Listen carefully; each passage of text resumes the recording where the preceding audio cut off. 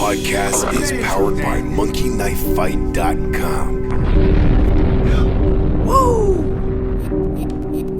We got a big show tonight. Eureka. Hey! We make plays every day. Hey, Dad. Yeah, we make plays every day. We make plays every day. We make plays every day. We make plays every day. Yeah, we make plays every day.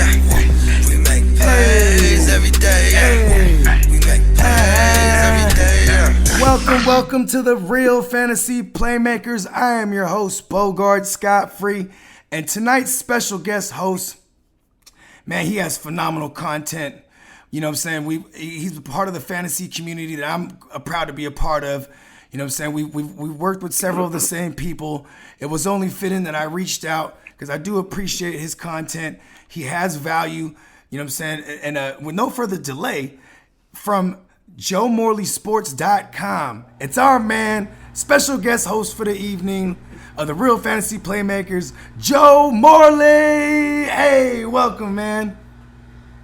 Thanks for that wonderful introduction, and appreciate coming on, Bogart. Man, appreciate you, man. Okay, well, you know, our man Joe Morley from JoeMorleySports.com. He is a Las Vegas Raider fan. Let's just say Raider, because I am from the Bay Area. I happen to be a 49er fan, but I'm not the typical Raider hater. You know what I mean? Even though our organizations are unnatural enemies, but it's more like territorial enemies. But now we're in two different places, so I think we're going to get along just fine, right? But like I said, he is a diehard Raider fan. We're gonna touch on some Raider isms. You know what I mean? I got some riveting questions I want to ask my man Joe, because you know he does do a lot of content where he talks about his Raiders, and I just love to pick his brain. But before we get to all that, we're gonna go ahead and handle some quick housekeeping. Go ahead and follow me on Instagram at the GMM Network. Also on Twitter, follow me at the GMM Network. Also follow me on IG at Bogard Scott Free World, and make sure you be sure to subscribe to us at YouTube/the GMM Network. Hit that notification, you know what I mean? Drop a comment, a like, all that, etc.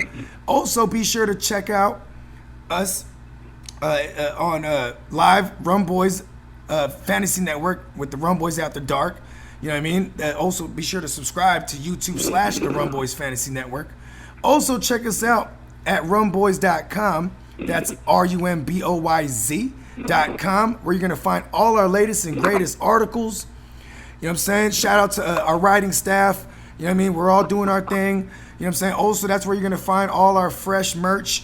You know what I'm saying? Go ahead and hit that pirate ship that says apparel, and it'll take you to all our merch. Shout out to everybody. You know what I'm saying? You are supporting a good cause. You know what I'm saying? And we want to shout out our sponsors. Shout out to milkandhoney.com. milkandhoneytx.com for all your CBD wellness and all your CBD goodness. Visit milkandhoneytx.com.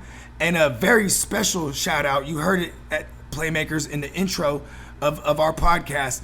This podcast is powered by Monkey Knife Fight. Go ahead on monkeyknifefight.com, and when you sign up your first account, we'll match your first deposit all the way up to $50 using promo code GMM.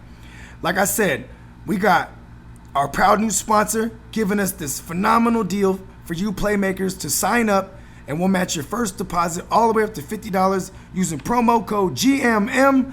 We got UFC action, you know what I'm saying, a couple times more this month alone.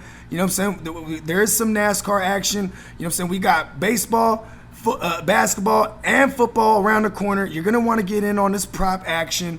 You know what I'm saying? For all you DFS lovers, daily fantasy sports junkies like myself, go ahead to monkeyknifefight.com. Use promo code GMM and go ahead and get your first deposit matched up all the way to $50.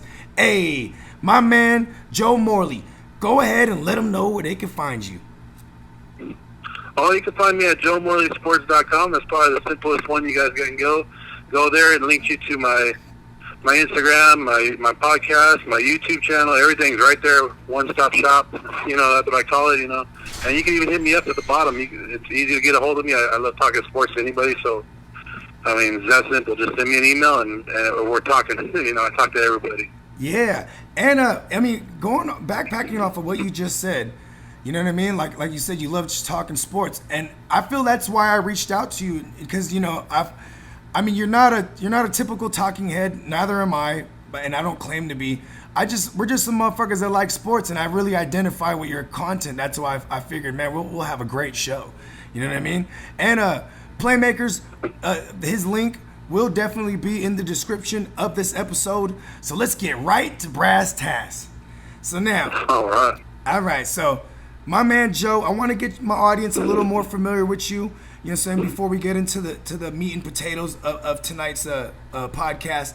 So you know what I mean? Just go ahead and let them know a little bit about yourself, where you're from. You know what I mean? And you basically the origin story of how you know went about becoming a content creator, podcaster, etc. All right. Well, I'm Joe Morley, like you said, from JoeMorleySports.com. I've been an avid sports fan my whole life. I didn't really grow up in the typical sports family, as you could say.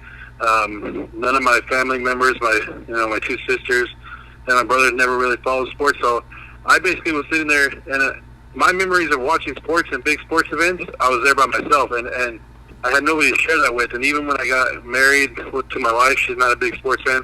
And, I try to talk sports with them, and they don't understand. So, hey, go out there and make a podcast, make a page, and people will love your content and love what you talk about. And you actually get the people that know what you're talking about instead of us just looking at you like we don't know what you're talking about, but it's good stuff.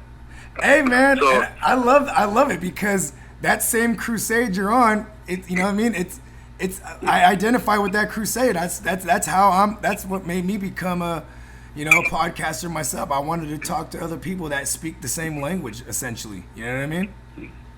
Yeah, and you see that. I mean, like you said, we talk to the same people online, the same group of guys, and there's a lot of good guys with a lot of good content, and they just like this journey that we're on is unbelievable. Meeting these guys and knowing their background, and meeting you, meeting me, myself, and some of these other guys, the background that we have is just unbelievable to get to the spot that we're at. And just like everybody talks sports, what's wrong with talking sports? Everybody loves talking sports. So, like I said, there's never a wrong opinion in sports.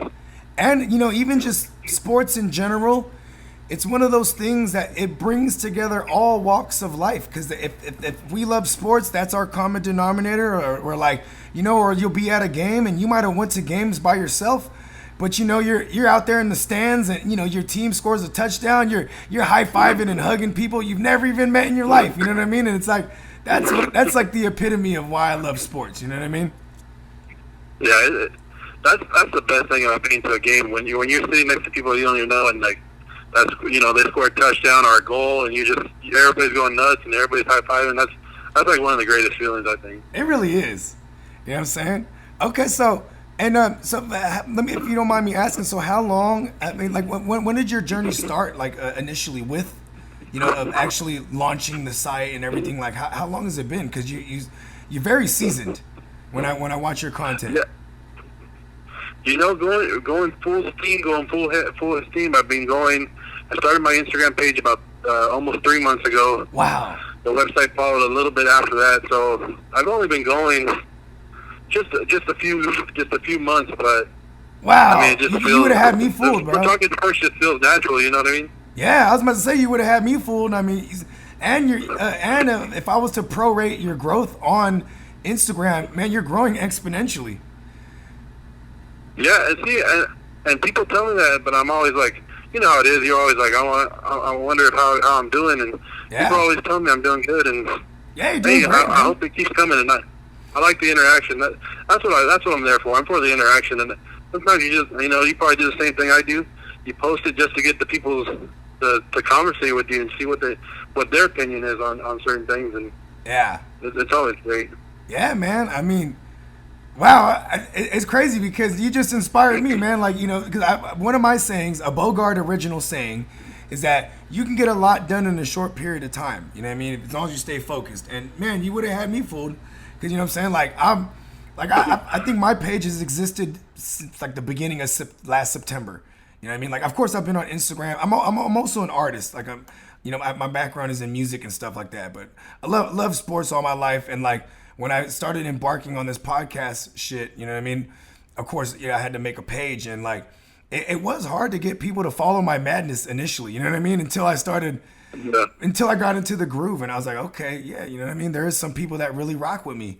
And now that, and then after, when this year came around, 2020 started, I told myself, all right, now it's time to start spreading our wings, and the GMM network can start, go ahead and start collaborating with other content creators that I actually enjoy. Because, you know what I'm saying? Initially, I was like, you know what? I want to reach out to all the biggest names I can, and this, that, and the third. And then I was like, you know what? I want to reach out to the guys that are growing grassroots like myself. You know what I mean? And just people that I actually enjoy their content. Because a lot of times, some of these bigger names, they'll water down their content because they have so much eyes on them. I like people that are just 100% real with their thing. And it tends to be us guys, us underdogs that are on the rise. You know what I mean? Yeah, and I'm right there with you. I did the same thing, and I was like, you know what? I'm gonna try to hit all these blue verified guys up, and I'm gonna be the best. And then I was like, why? These guys, like, I was getting blown. I get emails back like, hey, he's busy right now, or you don't have enough followers, or you don't have. So I was like, but then you see, like you said, you see these other guys on there that are throwing out good content. Yeah. Like yourself, or appreciate it. Another guy I follow is Piggy Bank Picks. Yep. That guy is unbelievable stuff that comes out of his mouth. It's like, yeah, and man, these are guys that nobody really knows about. Friend of the watching show. them, and you're like, he's like, definitely friend of the show. And what's crazy is even a couple months back when I first started checking you out. So now that makes sense too, because it might have even been like maybe 2 to 3 months ago.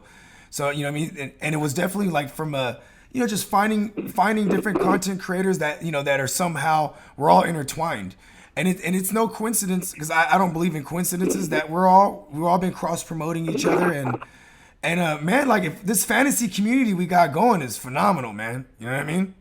Matter of fact, spoiler alert. There's at the end of the show, I was going to invite you to one of our, analyst leagues.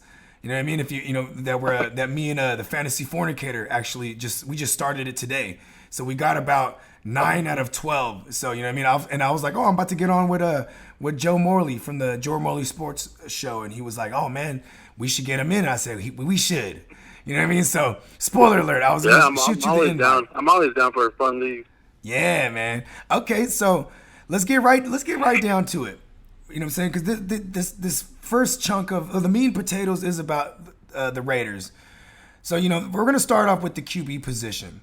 You know what I mean? So, your man Derek Carr, you know what I mean? He's at the back end of his contract, where I really feel like he's gonna be either moved on or they're gonna move on from him, right? If that makes any sense. And that kind of means the same thing, but you know what I mean, right? And like, in this offseason, John Gruden, I remember John Gruden being really big on Mariota coming out of college. Like, you remember John Gruden, he did the quarterback classroom or whatever it was for NFL Network, where he would for a week, for an entire week, the week of the combine, he would bring in all the rookie QBs and he would test them, and you know what I mean, checked out their QB IQs, and he really loved him some Mariota. So when they picked him up in free agency, it didn't surprise me. And ironically too, there is a correlation with the two, because Derek Carr and Mariota, they both had the same exact devastating injury, season-ending injury, on the same day back in 2016. You remember that? Yeah, that was a crazy day. It was a crazy day. And it's like, I feel like the correlation is not only the same injury, but like they kind of didn't come back the same. You know what I mean? So now here you got two guys who actually share the same motivating moment, right? Because that's got to motivate you to get back to get back to 100%. And like, even though they're both completely healthy by now, because they're years removed, you know what I mean? Like, I feel like, maybe it's the systems they've been in, or, their production hasn't been, I don't think they've been playing at 100% of their potential. So now, with all that said, if you had a choice right now between the two, who did you want to move forward with, like in this season? Or do you think we'll see both of them eventually? Well, I'm a fan of Derek Carr, and I'm that might not be the majority of Raider fans right now, but I've seen the potential, and like you said, before his injury, everybody saw how good he could, he was, and he could be. It was an MVP caliber type season. You know what I mean? Before that injury. And like you said, that injury, and you could tell he wasn't the same Derek Carr, the season after, and even into a little bit of the John Gruden era, he wasn't. But I could see it starting to come back, and the more I watch the games, you see a little bit more and a little bit more of the old Derek Carr coming back. But I think the problem in the John Gruden era is he hasn't had the weapons, that he needs to succeed.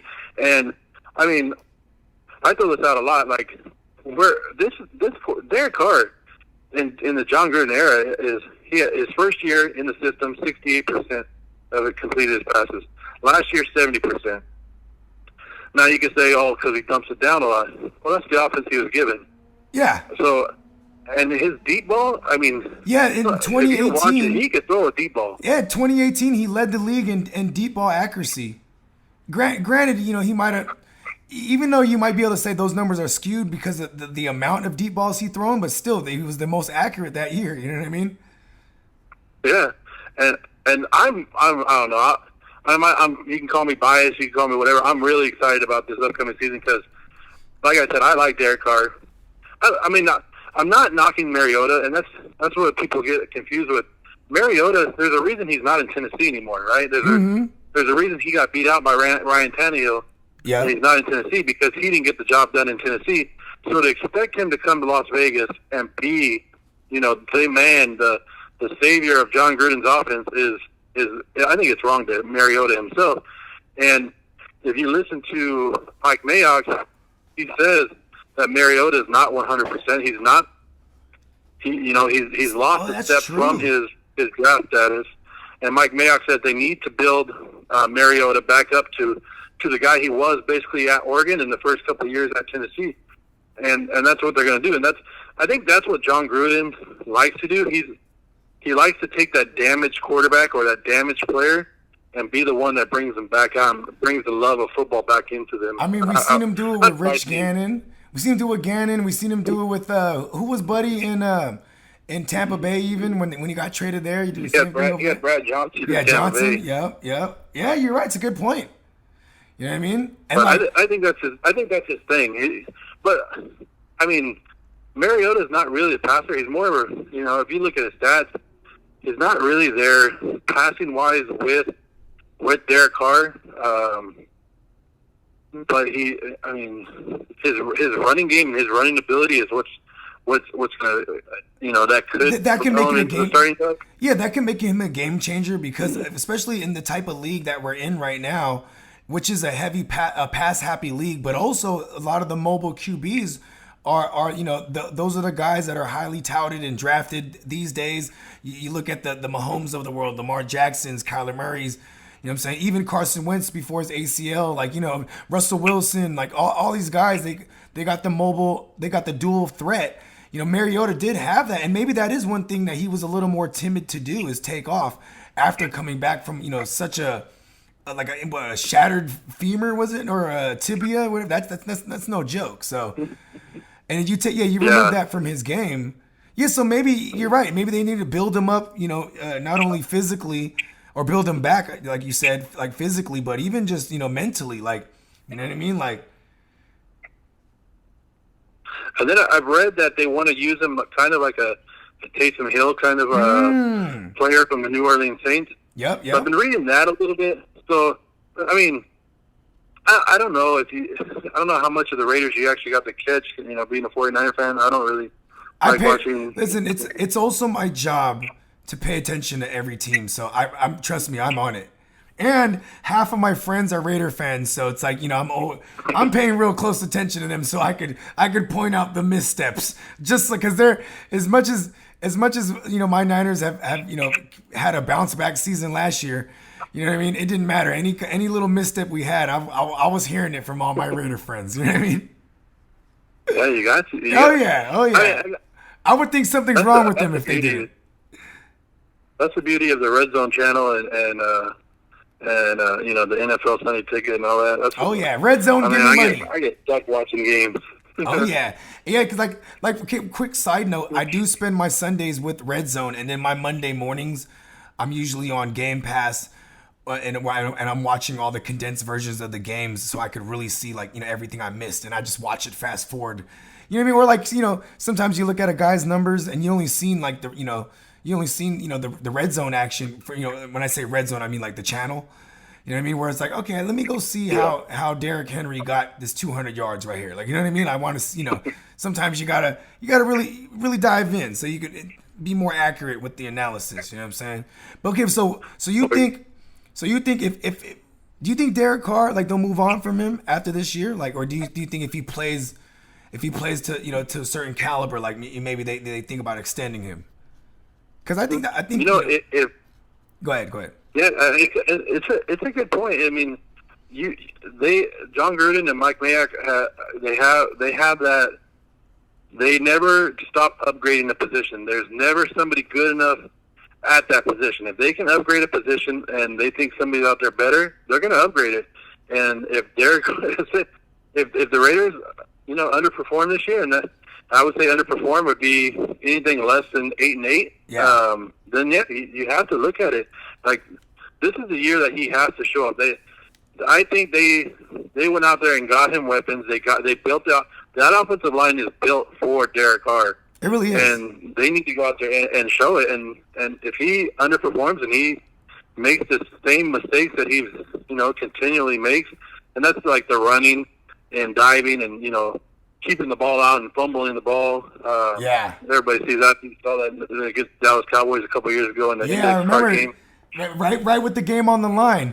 It was like 2 minutes to go. He decides to try to dive for the end zone, and it just trust me. Like I said, I watch every single game. You know what I mean? I need to.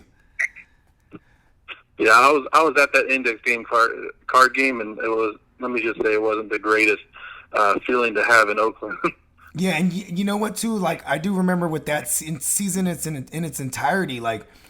Coming off the broken leg or broken tibia, and then naturally you start to compensate with other body parts, and you're more prone to injury. And remember, he had the fractured back early on in the season. So I mean, then when he was completely 100%, 2018, you know what I'm saying? We seen the upside of what a Derek Carr could look like, in a Gruden system. And so now with this third year in this system, you know what I mean? How about this? This question, I'm going to segue to the next question. So this question is kind of a two-parter. So here's the first part. Now with the Las Vegas Raiders, finding, a new home, are they calling it the black hole over there in Vegas, or is there a new name for it? See, I think they still want to continue that legacy. Okay. Okay. So with that said, so the black holes move into the middle of the desert, right? You know what I'm saying? Probably the most state-of-the-art stadium ever. You know what I mean? And you're gonna need to fill. You're gonna need to fill the stadium with fans, or even in this pandemic, if it's not with fans, you're still gonna ratings. You're gonna need a draw. This is a historic franchise. It's still on the West Coast. A lot of people from LA and California have found themselves, or LA and the Bay Area, I should say, have found themselves living in Vegas. So their fan base is gonna be there. You know what I'm saying? But who right now do you think we could call the face of this franchise? And see, and that's probably where you have the hate for Derek Carr, because Derek Carr is not the face of the Raiders, and a lot of people think that the team face has to be the quarterback, and I would say that going to Vegas, they kind of wanted him to, but he just didn't evolve into it. And I would say there's a couple faces right now. And they're on opposite sides of the ball. I would say Josh Jacobs is your face of the I like franchise. that one. I like that. I think he has to be an exciting rookie running back. Played hurt. The backstory on him. I mean, you ever read up on his backstory? Oh yeah, everybody has. Hell of a backstory, man. Just living out of a car, even, and just his journey is incredible. So I totally agree with you that he is the front runner right now, I would say. Yeah, I would say him, or, you know, if you go on the defense, you want to look at Max Crosby and what he did last year. Yeah, I know he's getting a lot of fan attention. Oh yeah, he's dope, man. People kind of raise their eyebrows when you guys drafted him, but I mean, I respect Mike Mayock as a scout because he spent years on years working for NFL Network, being that guy. So it's like if he had a high grade on a player, and look at first year knocked it out the park, because think about this.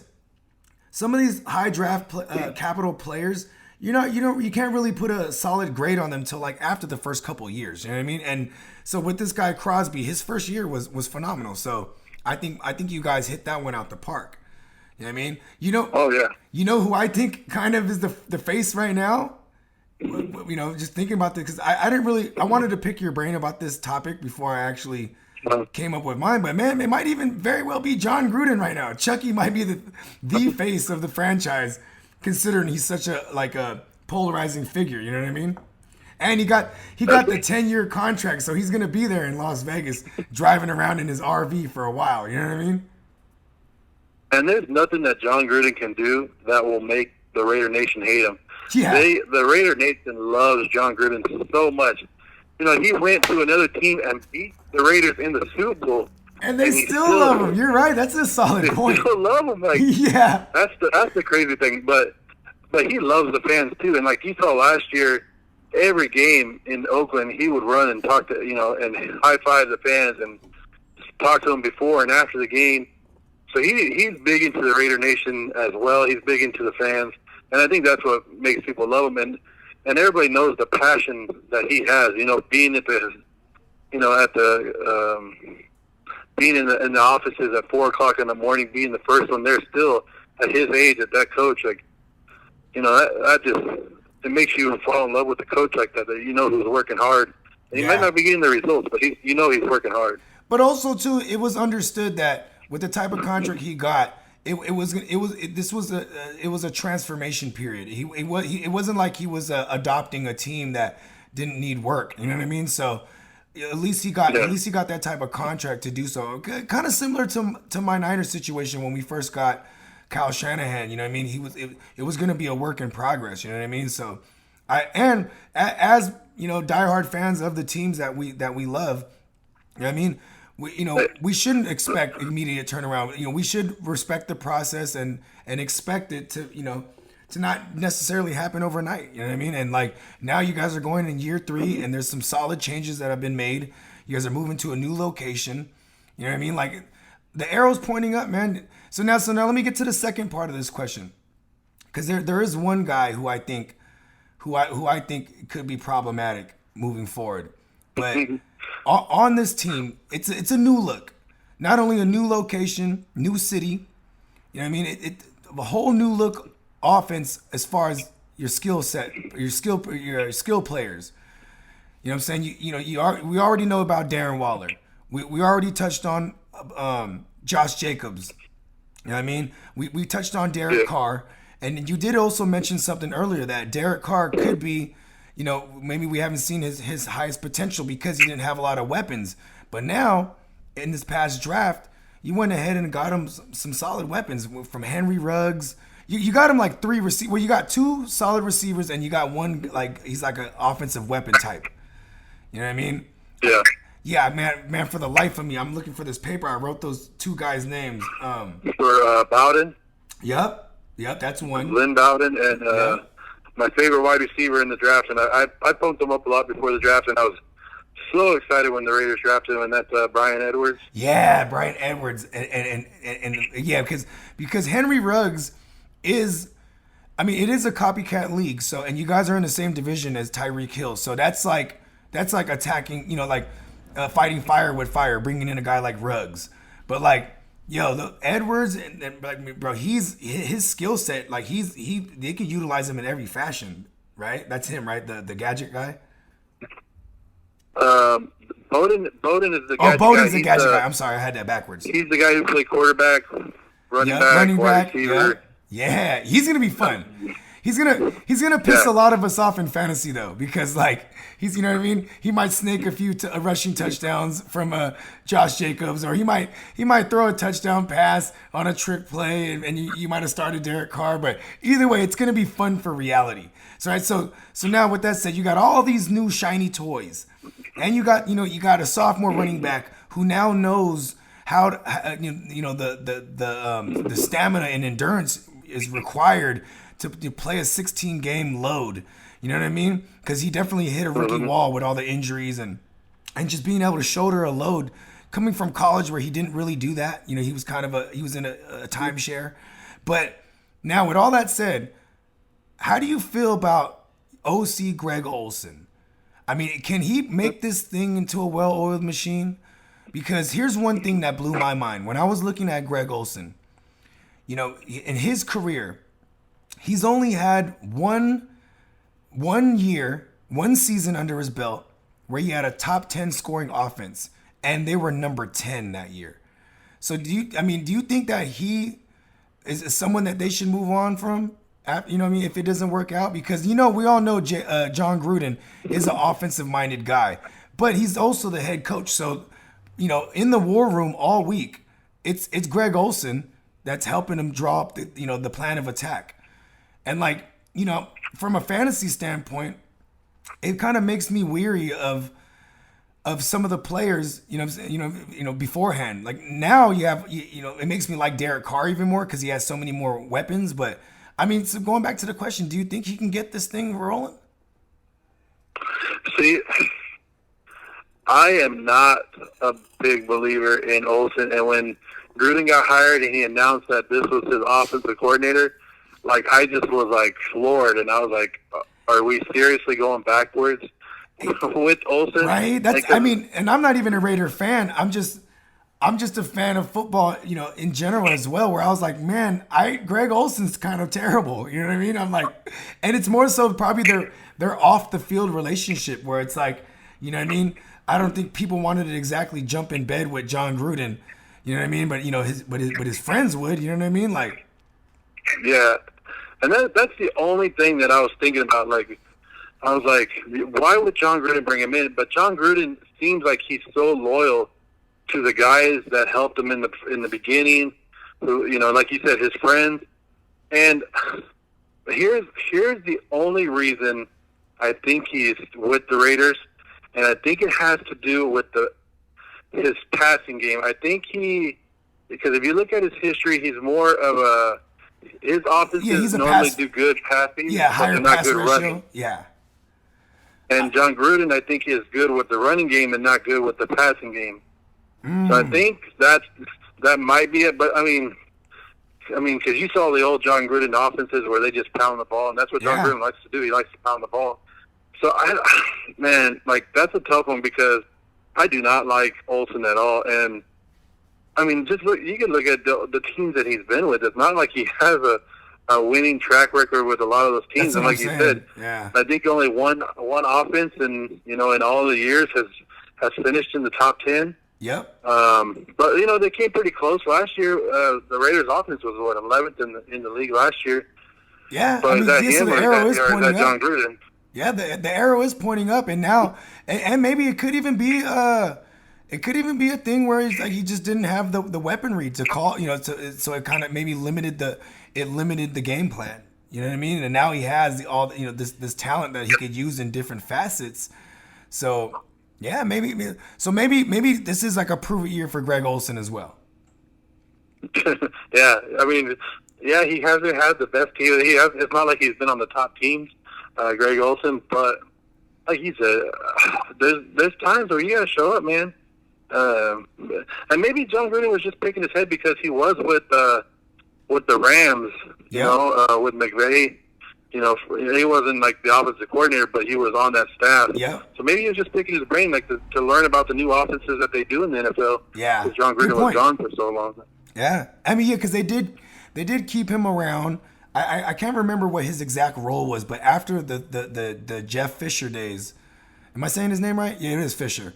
After Fisher after they canned him with the Rams, they did keep they did keep Greg Olsen on, and he did play a role in the offensive staff. I can't remember his exact title, but he definitely was there. I mean, I'll even go back to his. He was a quarterback's coach.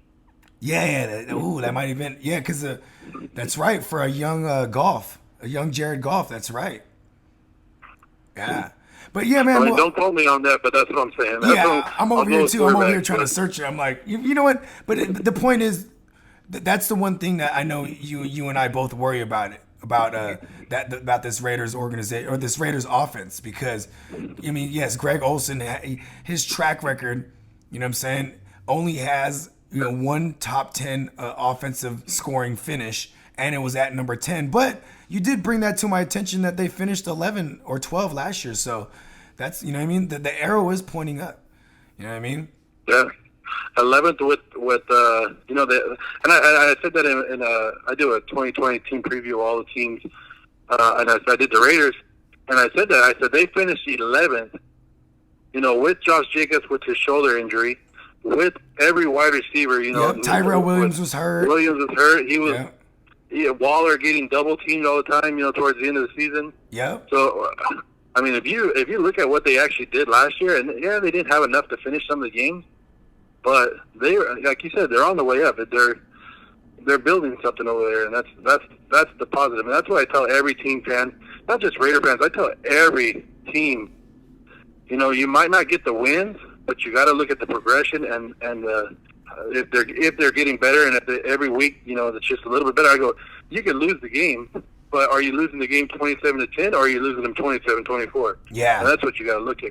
Yeah, man. Like even a lot of the disgruntled Niner fans the first couple years with Shanahan, they were like, look at our win ratio. And I'm like, no, well, look at the amount of games we lost by a possession or a field goal. It was like 90% of our games, you know what I mean? So, the potential was there. And that is kind of where the Raiders stand. I mean, you said this on your live yesterday, because I tuned in for maybe like a good 20 minutes of your live, and you were talking about the outings against the Chiefs, where like that first time you guys played them, you guys were spanking them. Like, your plan of attack was correct. Run the ball a lot, a pile on the points. And it just, maybe I feel like they might have just ran through all their scripted plays by the second half, and just, Mahomes started doing Mahomes things. But I mean, my point is with Greg Olsen, like, when they're going up against a tough team like the Chiefs, or even the Chargers, or even just within the division, he seems to come up with a good enough game plan where you guys are pesky in the division. You know what I mean?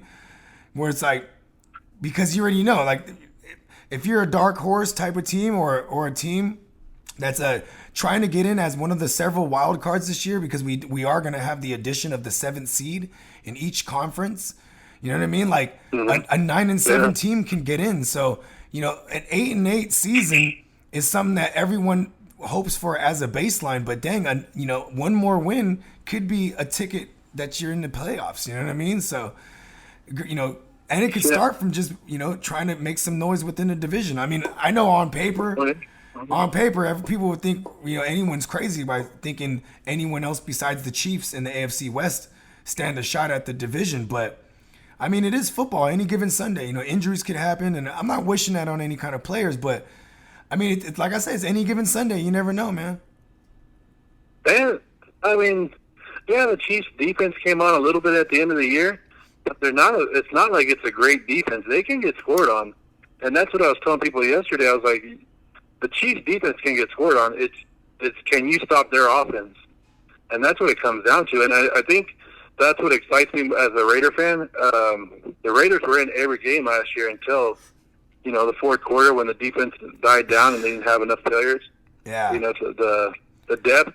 But the AFC West is much more than just the Kansas City Chiefs. You could just say, hey, the Kansas City Chiefs are running away with the AFC West. But if you're looking at the Broncos, you're not looking at what the Chargers are building. Yeah. Those are two phenomenal defenses. Phenomenal defenses on those teams. Phenomenal defenses on, with the Vic Fangio-led Broncos, and then, the Gus Bradley-led defense over there with the Chargers. You know what I mean? Like, these are some defensive-minded guys. You know what I mean? Like, even with the Chargers, I think yesterday you were doing the comparison, right, with the Raiders versus the Chargers, and And like you have Anthony Lynn, who's a run first mentality because he was a former running back, also turned running back coach, turned OC, and now head coach of the Chargers, and he brings in a guy who made the cover 3 Legion of Boom famous with Gus Bradley, and his thumbprint is all over that defense, and it's yeah, you're right, it's not just the Chiefs, it's gonna be a crazy division, you know what I mean, like low key. Yeah, let the Chiefs run. I mean, the Chiefs might run away with it. They might go. I think they're going to drop down into like 12 wins. Or they go 13-3 last year, I think. But I mean, yeah, I think the battle right there is for second place, and there's a lot of good young talent in the AFC West. And like you said, defense is the key. Like I would say, San Diego has on paper right now has a top 3 defense. You know what's crazy? If you look I say San Diego, but it's LA. No, trust me.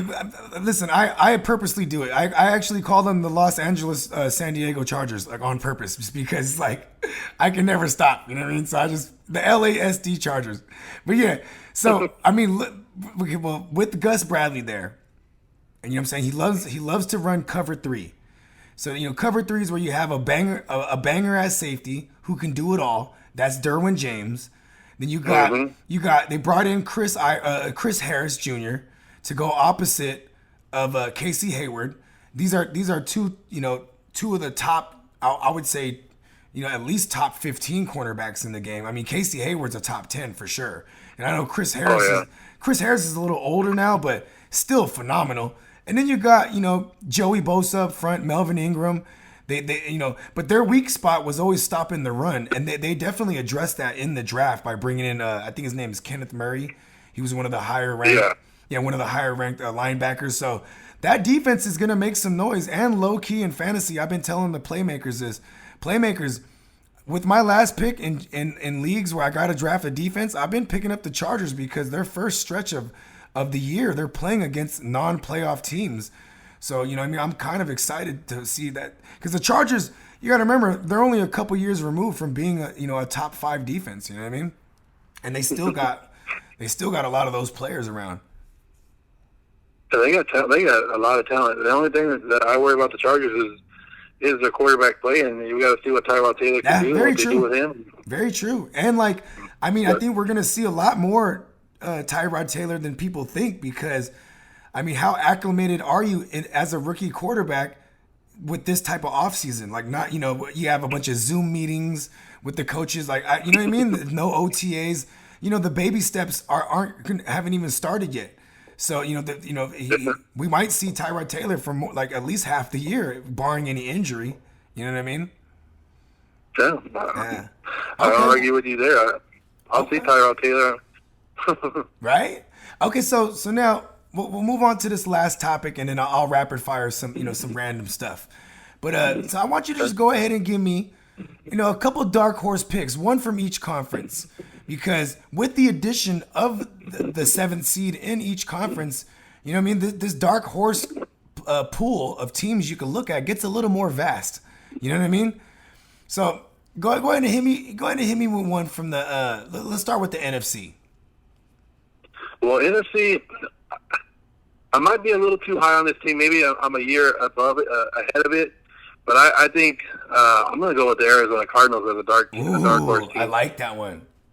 I just think, you saw what their whole mentality, and you saw it. You saw it wear on teams last year. Yeah, you might be beating us in the first, second quarter, but after halftime, our offense is going to wear you down. And you saw that. You saw that in so many games last year with the Arizona Cardinals that they were down big. What was it? Week 1, they were down like 20-0 to Detroit. Yep, they went back and tied that thing up. They came back. I think San Francisco. They played San Francisco. Yeah, and they gave us shit both times. It was on Halloween. Was it Halloween? Yep, it sure was. It was Halloween on a Thursday night. Yeah, and they beat us up pretty good that night too, man. Like, here's the thing. I say I totally 100% agree with you that the arrow is pointing up for them being a dark horse this year because not only did you add, DeAndre Hopkins, who's arguably, one of the most elite receivers, But you have a dual threat quarterback with Kyla Murray, and Cliff Kingsbury. He brought the air raid system. You know what I mean? Whereas the passing attack is like what you said. They're going to spread everyone out. A lot of 4 wide receiver sets. You know what I mean? A heavy usage in the passing game with the running backs as well. Then you have the mobile QB to keep defenses off balance. Like it's hard to handle, and especially like you pointed out in the second half of games, they would make the proper adjustments. And look at how well they did for a rookie head coach with the rookie QB that they started week 1. And matter of fact, he's one of my not my dark horse. He's one of my favorite QB targets this year, Kyla Murray, because that secondary with Arizona isn't really going to be massively improved. You know what I mean? So they're going to need to mask. Yeah, they're either going to need to pile on points so they're not playing from behind, or even if they are playing from behind, that's even better for Kyla Murray in fantasy. I mean, Kyla Murray as a rookie had 540 pass attempts. I think he has a floor of at least 600 pass attempts, because here's one thing too. One thing with new head coaches, they historically, when you're a rookie head coach, you historically are going to run a low volume of passes compared to the rest of the league. You know what I mean? Not passes, of plays. I'm sorry. You're going to run a fairly low volume of plays because you're still getting on your game as a head coach. Like, for example, look at the Carolina Panthers last year. They ran one of the highest percentage of offensive plays, right? Something like around over 1,000 plays on offense. And now you got a rookie head coach coming in there with Matt Rule, and it kind of makes me worry about the volume of plays in general. So for people that are taking Christian McCaffrey first, I'm not knocking you, but I will say be wary that you might see just the volume of plays on offense drop drastically because of this stat. You know what I mean? That rookie head coach. Yeah. So I mean, look at the amount of the amount of offensive plays that Greg Olsen and Gruden were able to bump it up to in year 2 of their regime in with the Raiders. You know what I mean? So the arrow is definitely pointed up for the Cardinals. I agree with you.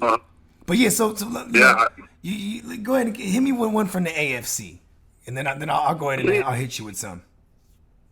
I don't know if you could call this a dark horse, but I think because they're always in the mix, and I call them a dark horse this year because everything that I read, a lot of people are sleeping on them. A lot of people are forgetting about who they are, and like I said, it's probably not a dark horse, but it's a team that did miss the playoffs last year. Would be the Pittsburgh Steelers. Ooh, that's a good one. 8-8, and look what they did last year with no quarterback play. Yeah. And I'm high on Mike Tomlin. Hey. Let's not disrespect Mason Rudolph now. Hey, wait. Let's not disrespect Duck Hodgins. I'm just joking. Those guys I'm just joking. Horrible. Yeah, they were trash.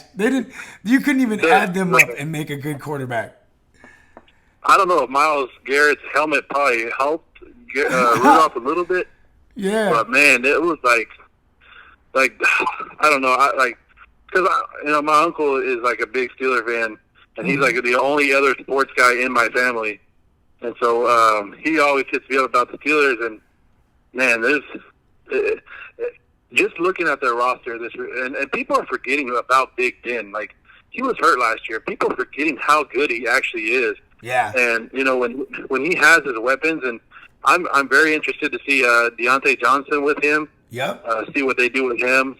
I'm also excited that. Oh yeah, that defense is phenomenal. I mean, Mike Tomlin, he's a smart. I love Coach T, man. He was the type of dude who was like, listen, we're gonna go get Mika Fitzpatrick, and we're just gonna switch this whole thing up.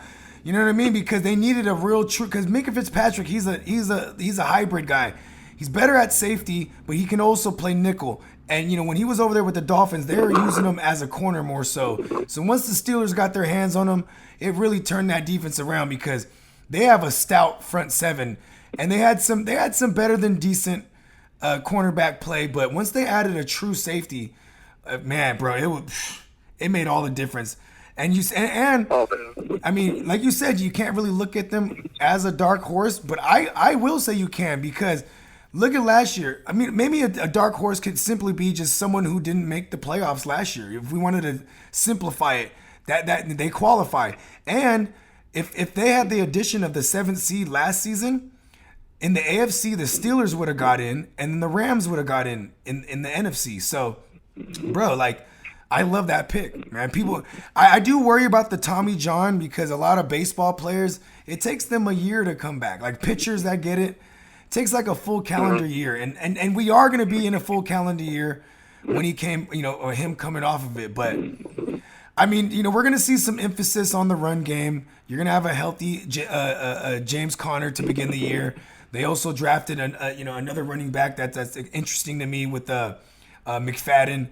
And so there's the run game will be in play. They're definitely going to move Juju back to the slot because they drafted Claypool, and they'll be able to rotate him and James Washington, out wide. On the other side, you'll have Deontay Johnson, who flashed a ton with bad quarterback play, and that'll be able to solidify Juju back in the slot where he had over 1,400 yards as a slot guy a couple seasons ago. You know what I mean? And they added Eric Ebron, the tight end. Oh, yeah. I can't forget about my man Double E, who I call frying pan hands. Because, bro, he needs to learn how to catch, like, with his hands. He'd be, like, slapping them big old frying pan hands together. You know what I mean? Like, but, yes, okay, so here I got one for the NFC. I'm going with the Chicago Bears. Because, even though they brought in some new coaching staff, to work with Nagy, they brought in people that are familiar. They brought in John DeFilippo, and that's no coincidence. They brought him in same time they brought in Nick Foles because he's been with Nick Foles in Jacksonville. He's been with them with the Eagles.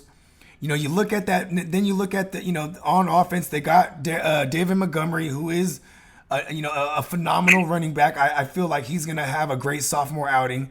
I mean, he had like 1,100 total yards last season. A lot of people were disappointed in him because there was a lot of hype around him, but more so disappointed because they had to draft him high in fantasy. But then you look at they got Allen Robinson, who just keeps getting better the further away he gets from that ACL injury. You got Anthony Miller, who's flashed a ton in his first 2 years. He just really is just injuries always got his ass. And then you got Tariq Cohen, another guy who has Tyreek Hill speed, and you could utilize him all over the field. And then, I think Nick Foles will start. And I think he will beat out Trubisky based on the fact that the new system that's going to be in play is the John DeFilippo system where Nick Foles actually won a Super Bowl win. You know what I mean? With the Eagles. And you look at all the phenomenal talent that the Chicago Bears have on defense, and hopefully Chuck Pagano can just be better as a coordinator because let's be real, Chuck Pagano is one of those guys that'll take a good defense and kind of run him into the dirt. And that's kind of what happened with Chicago last season. Like, the year before last season, Chicago didn't give up a 100-yard rusher, and they gave it up like 6 times. Or I want to say like 4 to 6 times last year. And actually, they broke. You know who broke their streak last year? It was Josh Jacobs in London. He broke their 100-yard rushing. The Raiders kind of exposed them last year. Yeah, exactly. And it didn't help that Hicks got hurt, who's one of their best run stoppers, plugs up the middle, but he will be back this year, you know what I mean? And yeah, man, I'm excited for people to see Big Dick Nick maybe get the swinging over there in Chicago as a dark horse. You know what I mean? But I'm kind of still with you on the Bears. I'm still down on them as of right now. I haven't raised them up. I haven't raised their record up. But I can see why people are high on them. I see the talent there. Like you said, Hicks was a big loss to them last year. Oh, yeah. But I'm still a believer in Trubisky. Like I said, maybe it's just me and I take back quarterbacks, but I'm still a believer in Mitchell Trubisky. No, he was injured last year. He had all my Chicago Bears homies. They hate it when I point out the positive attributes of a Mitchell Trubisky because Mitchell Trubisky has more than flashed, and I think it's kind of unfair for a young quarterback. Like I could relate it to Alex Smith. So hear me out. In Alex Smith's career with the Niners, as a young QB, as a rookie, basically the first 5 years of his career, he had to go through a new coaching staff or a new coordinator, learn a new system all the time. That essentially made him one of the highest quarterback, IQs in the game by the time Andy Reid picked him up. You know what I mean? But Yeah. I mean, like I said, I'm only comparing him to Trubisky in that sense, where in Trubisky's young career so far, he started with John Fox, and then went on to Nagy, and then the second year with Nagy, he brought in a new offensive coordinator. Even though Nagy is the offensive-minded guy, he's still a head coach, so he's gonna bring in he brought in a guy to help draw up the game plan every week. You know what I'm saying? And yes, Nagy's calling the plays of said game plan they draw up, but it's still different terminology. And then in this case, same thing. Now you're bringing in John DeFilippo. Some of the terminology might be changed a little bit around, but they are all from the Andy Reid coaching family tree. So hey, maybe Trubisky will pick up this new system a little faster than I think. You know what I mean? And maybe Nick Foles was just brought in because of the familiarity, and he could just play that backup role that he's always been pretty much, because everybody knows the best backup quarterback in the game right now is essentially Nick Foles. I mean, Super Bowl MVP as a backup is pretty phenomenal. You know what I mean? That's going to put you in that conversation as the best backup in the game. And you just got to hope that offensive line is very true. Good. And I think that's what's really killing the Bears right now is that offensive line play. You ain't lying, Mr. Morley. And here's the thing.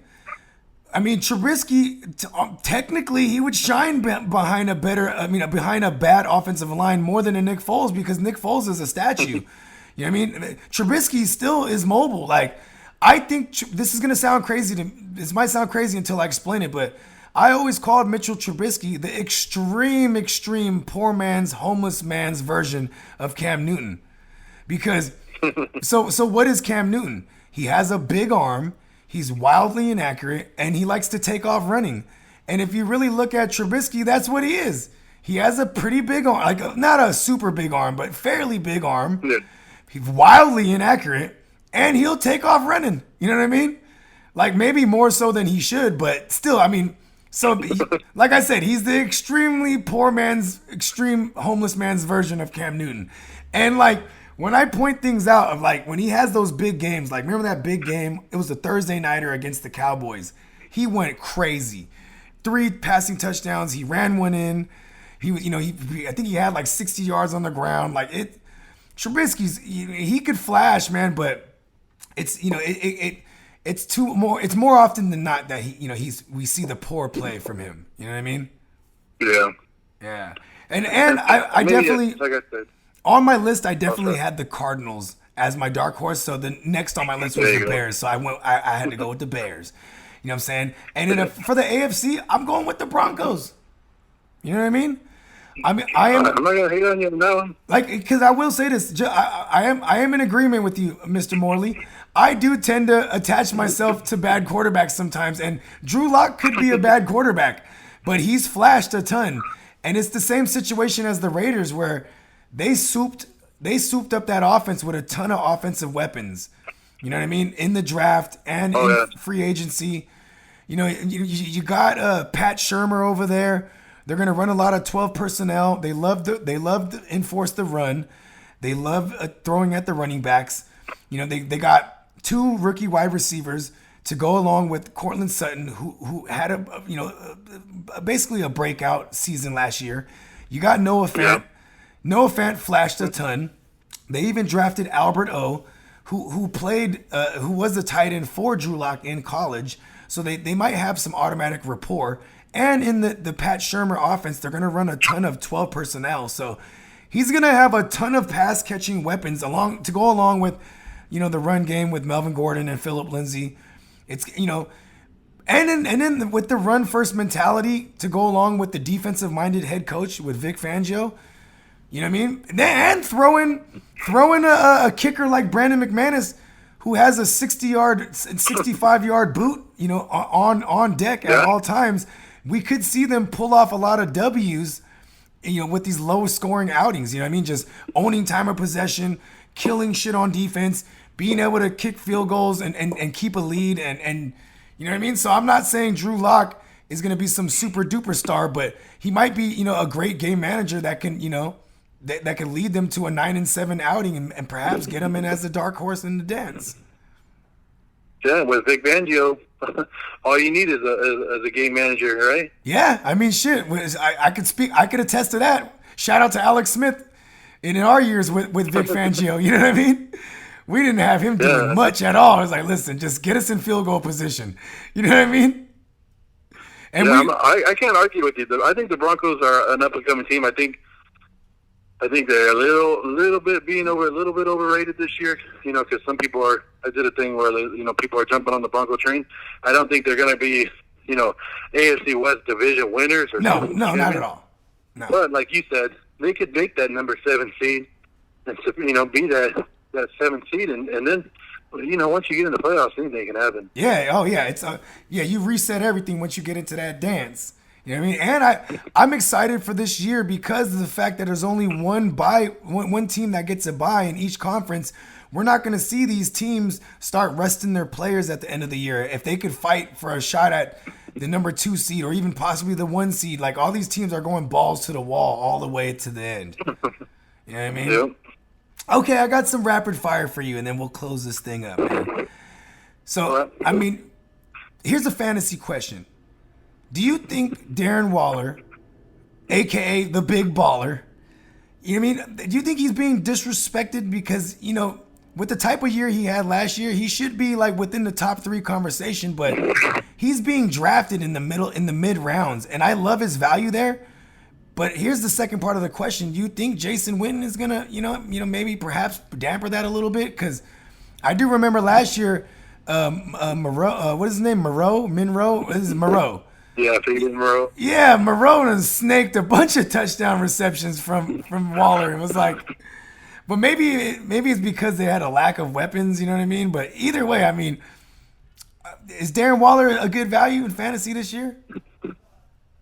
You know what? I've been going back and forth on that, and being a Raider fan, I try not to be biased. I still think he's a top 5 tight end.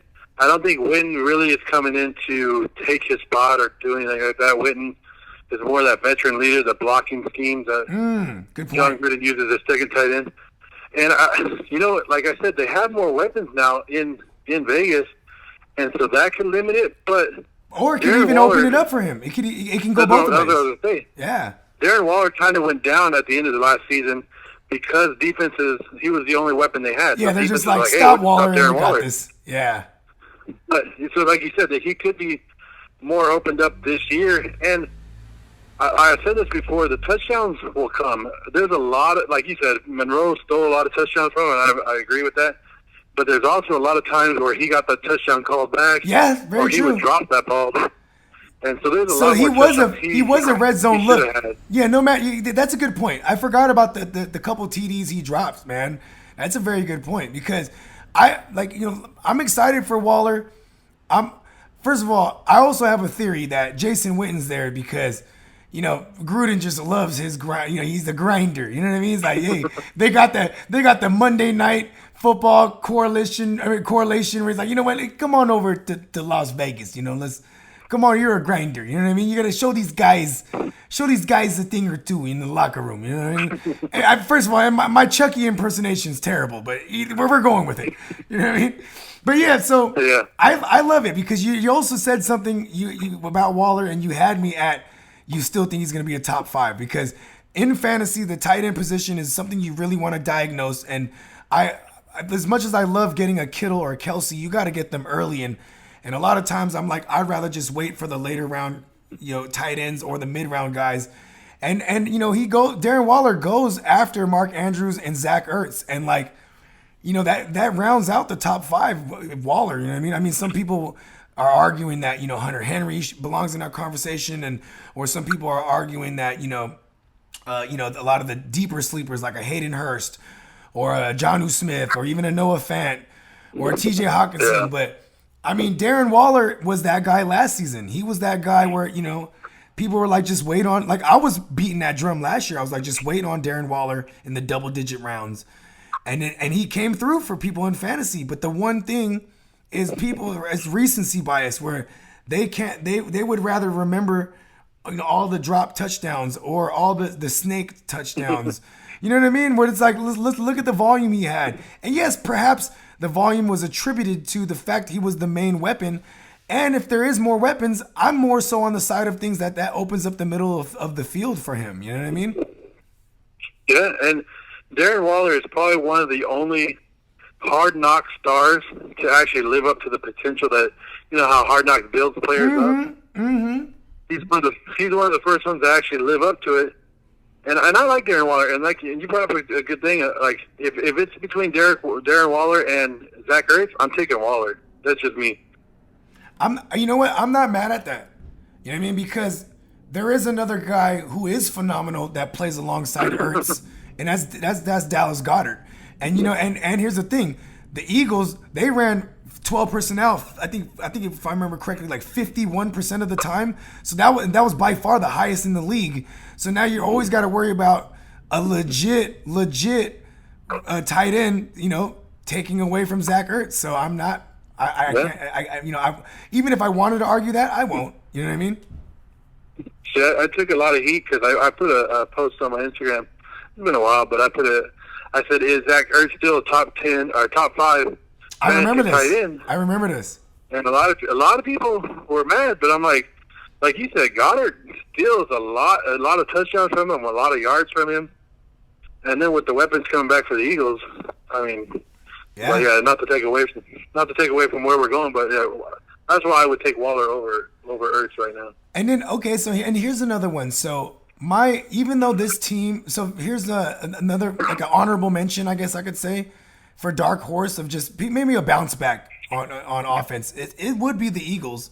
You know what I mean? I would say they're in a bounce back candidate spot. You can't really say they're a dark horse because they did actually get into the playoffs last year. But I mean, yeah, it was on the back of a 9-7 season in a shitty division. So, it's not really saying much. You know what I mean? But okay, so I got one more rapid fire for you. Let me see, because I am winging. I like to wing these rapid fire ones. But okay, how about this? So this is a Bogard original right here. Because I like to come up with my crazy takes. But my crazy takes, I happen to have supporting thought process, I guess you could say, right? So if Mariota is not the guy for the future, and if I'm correct, you guys will probably move on from Carr, or he'll be moved on. Right? They'll save face and say, they're releasing him. They're going to let him test the market, blah, blah, blah. I think if the Cowboys don't give Dak Prescott that big old contract he wants, that long-term contract, he'll play out the franchise tag. And we'll find this out in a couple of days because he'll be forced to sign the franchise tag by the deadline, right? And he'll play his ass off because I think he's phenomenal. And then he'll go to an organization that historically will overpay someone without being proven. Because technically, Dak Prescott, he has one playoff win, and he's not really proven. You know what I mean? When it comes to in that matter, he is proven as a passer, and having winning records, etc. But I think he goes to the Las Vegas Raiders. Okay, so now here's the rapid fire question. Does that sound crazy? It doesn't sound crazy, and I've been thinking about it all because we've been talking about Dak Prescott. Everybody's been talking about him for 3 months now. Like, is he going to sign the franchise deal? Is he not? What are the Cowboys doing? And I've been thinking of teams of where he can go. If he doesn't stay in Dallas. And it's the Raiders, bro. I never thought of the Raiders until now, but he's a big quarterback and it fit right in. It's pretty good, right? He's mobile. You could keep Mariota as the backup because they're kind of like, if Mariota can get back being mobile, you know what I mean? Guess who is mobile as well? Dak Prescott. So you would have a backup that could actually, play the same playbook if you brought in Dak Prescott.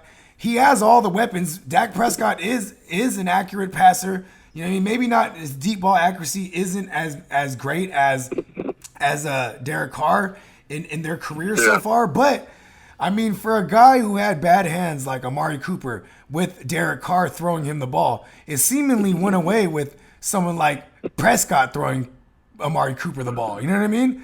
So, yeah, bro. And look at the array of weapons. Like, imagine a speedster like Henry Ruggs being able to catch that big bomb from Prescott, because Prescott can stretch the field. You know what I mean? Yeah, I'm not disagreeing with it, but I don't see. I mean, I see him as a good fit with that offense. I don't see him as a good fit with Gruden, just because he still does make those little mental mistakes. And I think if Gruden does move on from Carr, he wants to bring somebody that doesn't make those mistakes. And so, I mean, I would throw a name like Aaron Rodgers out. Oh, I like that one too. That one's a good one too, because Aaron Rodgers, his window is closing over there in Green Bay by choice. By choice, he's not gonna want to be there. You know what I mean? But yeah, man. He's at the age of, the Rich Gannon, the Brad Johnson. Come in, do that 1 or 2 years. And that fits the narrative that fits the Chucky narrative, like that you pointed out in the beginning of this episode. You know what I mean? That he does like bringing in those guys that's like, hey, man, you're a grinder still. You know what I mean? Let's go out there and punch him in the mouth. Everybody thinks you're washed up, but not me. Yeah. Spider Y2 banana. You know what I mean? Let's call it. You know what I'm saying? And that's what intrigues me a lot about John Gruden is if you can get a player to come to Vegas and talk to John Gruden, he's more than likely going to talk you into signing with that team. That is true.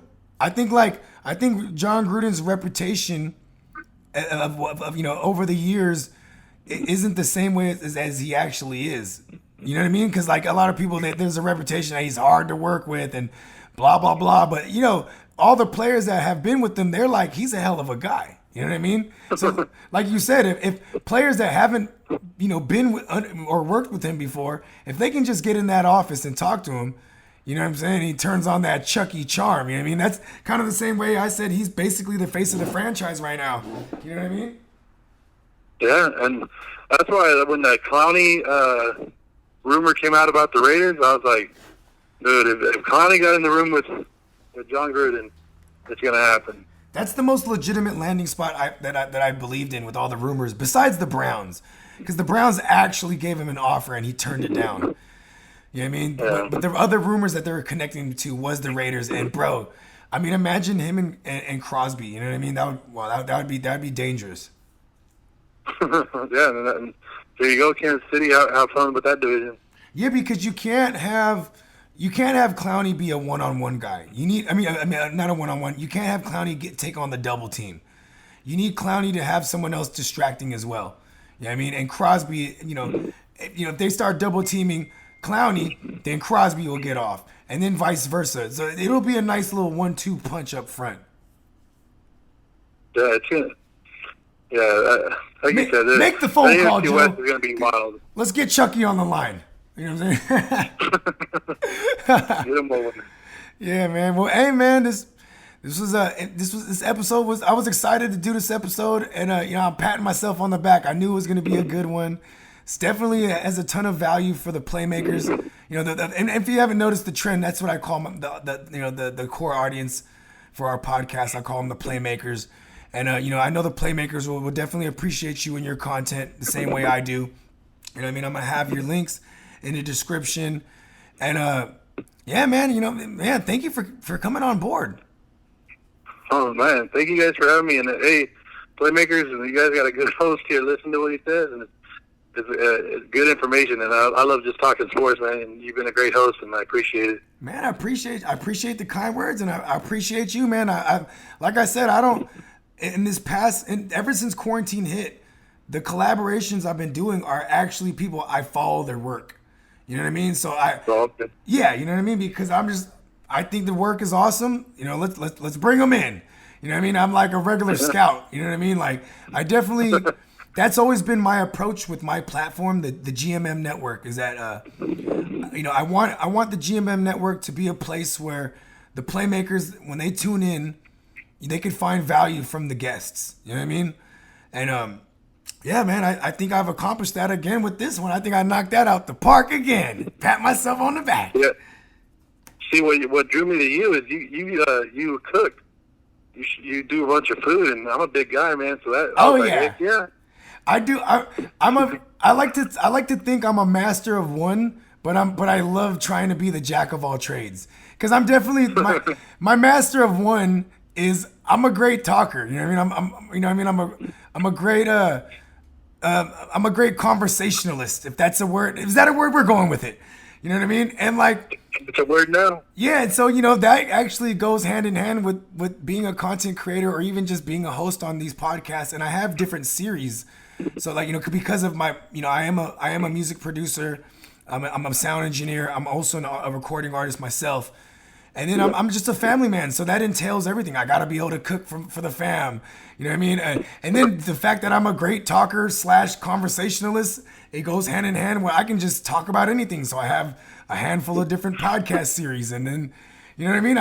I really love everything we're doing, man. It's so much fun, and it's the first time I could really say besides music that I enjoy what I'm doing, and I'm even getting the sponsors and hoping that this could actually be something that pays the bills for real. You know what I mean? Like, cause it's a dream, but it's a dream that can be achieved. And like, we're definitely laying the groundwork and putting in the work because nothing is handed.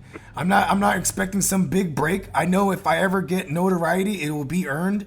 And that correlates directly with the people I bring on to the show, like the special guest hosts, like yourself. It's just a bunch of individuals that's hardworking. I think our common denominator is definitely our work etiquette. You know what I mean? We're all on the grind, bro, and like, I love it, man. It's no coincidence. You know what I mean? No, you're dead on. It's you. And I think that's what got me started. Is I was sitting there like, hey, if I was ever going to do this is the time to do it. Being quarantined, and I actually did get sick, and I had I don't know if you could probably still hear it a little bit in my voice within a couple months, but in the earlier stages of my podcast and stuff, you could hear the breathing and the lung issue that I was going through, and it was it took a toll on me, and I was kind of scared to do the collabs and to do. To go on people's show and to actually do my own podcast just because, how people can be judgmental on online. And I was like, but I met the great group of guys like yourself, and everybody's very encouraging, and it just, we've seen it. We're all skyrocketing from here. Hey, you know what I will say is because when we were, this is a little bit of off-air conversation that we had, where you were like, I've had my good days and my bad days, and I was like, well, you know what, bro, and if you're feeling up to it, you know what I mean, these days are open, and you were like, no, we can rock on Tuesday, so here we are. But I will say this, in my opinion, it adds more grit to your character, and I respect it even more that like, something of that nature, like that could hinder you, you're still going hard, balls to the wall. You know what I mean? Like, listen, this ain't gonna stop me. I'm still gonna do this content. I respect that about you even more now. You know what I mean? Yeah. Well, I appreciate it, man. I appreciate all the love that I've been getting over the the last couple of months of working hard. And like you said, and I'm sure everybody goes through it. There's days that you just can't do it, but that you have the followers out there. You have other people watching for your content, and you just you power through it and you get it out there. You do what you got. But like you said, you work hard for what you want, and that's what I'm doing, and that's what you're doing. We're grinding. We're grinding grinders. We're trying to get there. We're trying to, get to that next step. If we were playing on a Monday night, right? We were playing on a Monday Night Football back when Gruden was in the booth. He would have a hard time deciding between you or myself who's the Gruden grinder that night. You know what I'm talking about? Yeah. That's a good thing, man. That's the message. Like, work hard for what you want, and that's what we're trying to do. That's what everybody's trying to do. It's a great message, man. On that note, go ahead and let them know one more time where they can find you. Just for my lazy playmakers that don't want to look in the description, that are more audio than visual, go ahead and let them know one more again. Yeah, you can find me at JoeMorleySports.com, Instagram, Facebook, YouTube, Twitter. I even started a TikTok, but I don't know how long that's going to last. But at Joe Morley Sports, all the way across on every platform you find me. But JoeMorleySports.com is your main one. That will take you to everything that you need. Yeah. Joe, once again, Playmakers, that's JoeMorleySports.com for all the Joe Morley isms that you need to have in your life. Put it in your life. Hit subscribe on his channel. You know what I mean? That's where you get the visual aspect of it as well. Also, Playmakers, you know what time it is. Go ahead and hit that subscribe to the GMM Network. Shout out to our sponsor, Milk and Honey TX. Big shout out to our sponsor, Monkey Knife Fight. Everybody, be sure to sign up. Get in on this UFC action that's happening this week. You know what I'm saying? Be sure to use promo code GMM. We'll match your first deposit all the way up to $50. Let's get this money. Let's everybody be safe. You know what I mean? Let's all stay positive. We're getting sports back. You know what I mean? Everybody stay inside too. You know what I'm saying? Let's get these Rona numbers down. It's getting crazy. You know what I'm saying? And my man Joe, man, you be safe. You take care of yourself. You know what I mean? I know this is not the first time we're gonna cross paths. I'm looking at my crystal ball right now. I see us working again in the near future. You know what I mean? You got my line now. You know what I'm saying? Hit me anytime. And man, thanks again, bro. All right, well, I appreciate it, man. Thank you. It's been fun. For sure, man. You take it easy, my brother. All right, thank you. Peace. And once again, that was Joe Morley from the JoeMorleySports.com. Hey!